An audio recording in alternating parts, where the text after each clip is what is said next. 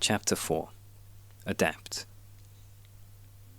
Jessica watches from Watchtower 3 in anticipation as a horse-drawn carriage rolls back towards the base, excited to see her lover again. The guard manning the tower doesn't mind the company. It's not exactly protocol, but it's not hurting anyone if Jessica's off duty anyway. She looks through the binoculars and counts the people on the cart out loud. 1, 2, 3... What? Something wrong? The guard says. There should be 7 in the party. I only count 6. She inspects the wagon closer through the binoculars. She can make out John riding the horses at the front, but she can't see enough of the others to tell who's who. She drops the binoculars and slides down the ladder to greet the hunting party. As they approach the base, John sees Jessica running out to greet them. He wishes that this would get easier as time goes on, but every time it just gets harder, especially knowing how much Ellis meant to her. She runs to the carriage, looks at John. He sees tears forming in her eyes. She jumps onto the side of the carriage and looks at the others, looking for Elle. She looks at each of them. None of them can return her glance. All except for John. He looks her dead in the eyes. He has to. He's their leader. Where is he?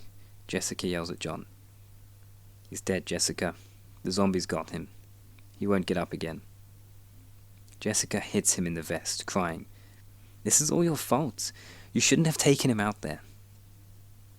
Victoria jumps off the cart, shocked at John's coldness. She puts her hand on Jessica's shoulder to comfort her. It's okay. You've still got us. We're going to help you get through this. Jessica looks at her, grateful for the support, but is unable to say anything else. She runs back to the base, crying. The atmosphere was tense.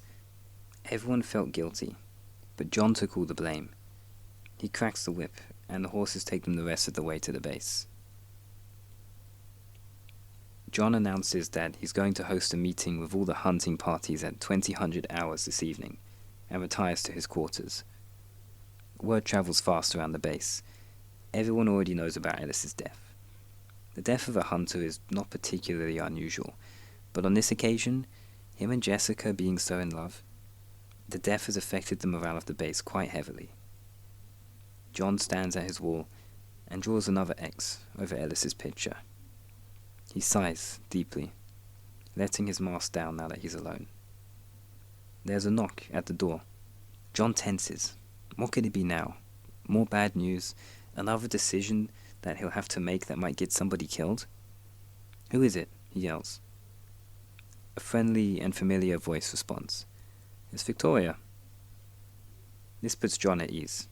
Come in, he calls. Victoria enters the room calmly. Her presence relieves some of the tension that John is holding on to. Just come to check up on you, bud, Victoria says with a smile.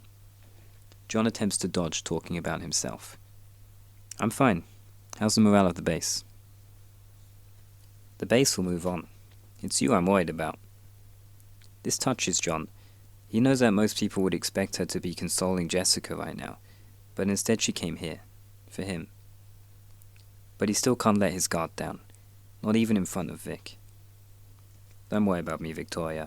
Let's focus on keeping the group's morale up so we can win the war. Maybe you and your band should get another song together. Vic doesn't buy this deflection for a second. John, you may be able to hide it from the others, but not from me. I saw that you almost lost it with Cooper today. We need to talk about this. Are you saying you want to lead? John snaps back. That same look of fear appears on Victoria's face from earlier. You can't hide it from me either, Victoria. Every time I give you an opportunity to lead, you step down and lean on me. 'Cause you're afraid that you might make a decision that could get somebody killed. Just like I've been doing every other day for this past month. Victoria's not a liar, but she's too ashamed to admit that this is the truth either, so she stays silent. John moves closer. She can see the fear in his eyes now. I can't take this much longer, Victoria. Whatever decision I make, they always kill someone. Eventually, they'll kill all of us, and I can't stop them. but somebody has to make the decisions. Victoria is shocked to see how much of a burden John has been holding on to this whole time. It terrifies her. "Take over for me, Victoria, please. This is killing me. I can't do it anymore." John looks at Vic, pleading with his eyes. Tears form in Vic's eyes. She can see what the burden of leadership has done to him. The courage it must take for John to have gone on for so long inspires her. Anyone else in the group would have given up by now in his position. She wished that she had that same courage. "John, I don't think I can," she squeals. John once again takes a deep sigh and throws his mask back on.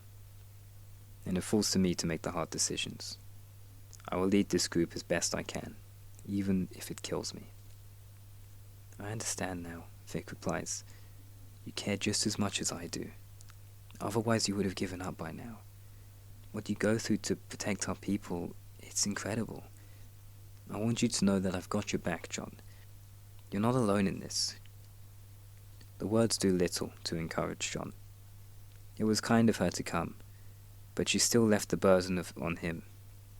So nothing really has changed in his eyes. That evening, John calls a meeting with all the hunters.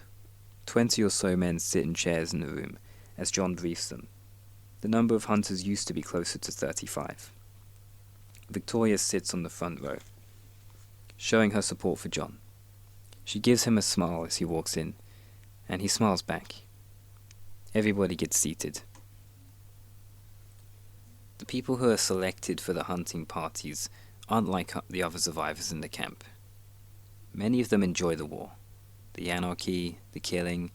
Some of them are like Victoria, that older brother type who feel the need to protect their people. Others are more the psychopath type, obsessed with killing, their weapons, equipment, who can kill the most. Victoria is in the minority here, as most people who are motivated by protecting the people rather than just killing are assigned to scavenging parties.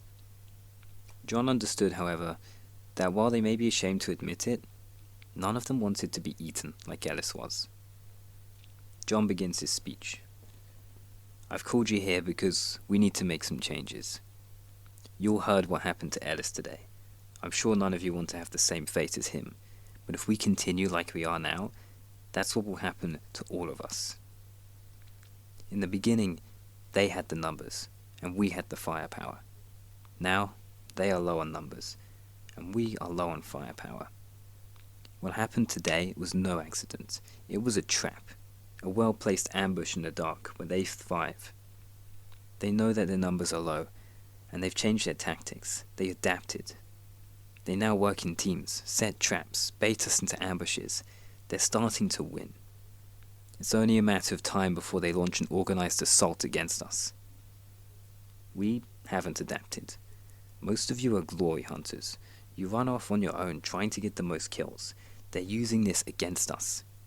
We need to work together to survive. In this war, it's now the best team that will win." John is interrupted by one of the radio operators barging in. These are the guys who take the military talk very seriously. Even though all they operate is cheap walkie-talkies, they still like to play the part. "Sorry to interrupt, sir. Watchtower 3 has missed the last 2 check-ins. Protocol dictates that we investigate." "I know the protocol," John says. "I did write it, after all." "Cooper?" Cooper jumps to attention. "Sir?" "Go check on Watchtower 3, and bring them some spare batteries for their walkies." "Yes, sir," Cooper responds. He moves swiftly to collect his gear and roll out.